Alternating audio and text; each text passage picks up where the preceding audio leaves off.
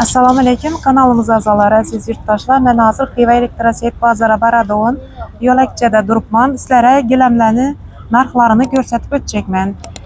Jalol Otani magazin inamında ina pasport stolini doğrusunda ina inşada gilamlar alami iş yerda bir de hazır kıskacha ko'rsatib o'taman. Bir yerdeki gilamlarni asosan bir de Xiva gilamlari, sak gilamlari, yani İran gilamlari xullas neçik size qaysinden gilam gerek bo'lsa, ina Jalol ota eng arzon narxlarda qo'yib beradilar. Assalomu alaykum. Ina gilamlaringiz bilan tanishtirib o'ting esa bizlarni. Bu gilamlarimiz yine zilli kolleksiyali gilamlarimiz bo'ladi. Bularning har xil razmeri, har xil svetlari var. Malochniy, seri, qizil, bordoviy, har xil gulli, har xil sifatda bor. Bu qalingizning adı ne o? Bu zilli kolleksiya bo'ladi.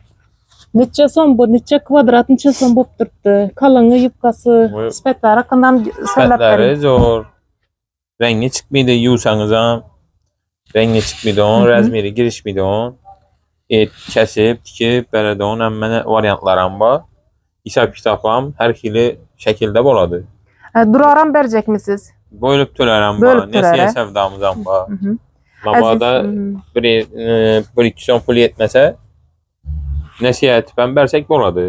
Uyingizga olib borish, kesish, tikish, hamma ustanovga aytib berish, hamma narsasi ichida bo'ladi. Qo'rg'alin pulini to'laydilar. 3 oydan 6 oyga nasiya savdomiz ham bor, bo'lib to'lash. Hech qanday foizdan qo'yilmaydi. Bu qalingiz nima degan Bu qalimiz adı Prado. Mana har xil guli bor, har xil sveti bor. Qalasanızlar oq, seri, qizil, bordoviy, har xil sveti bor.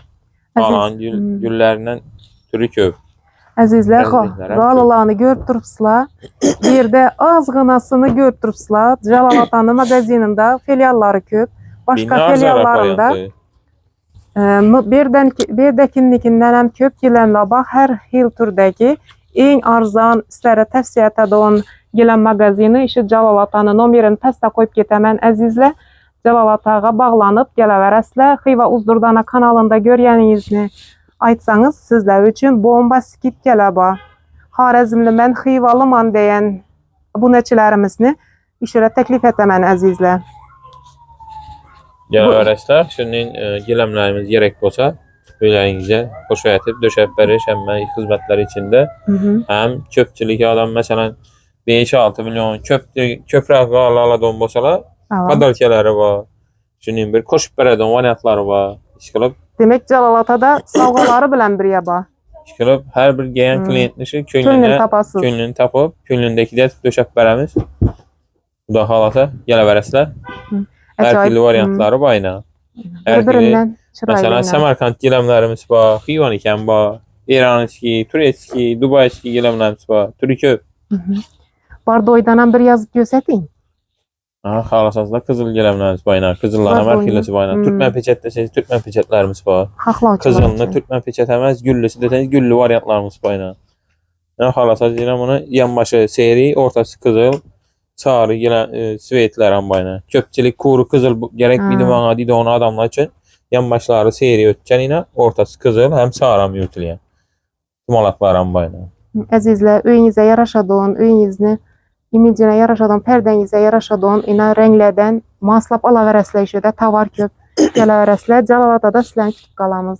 Joningiz omon bo'lsin. Fikrlaringizni qoldirib o'ting.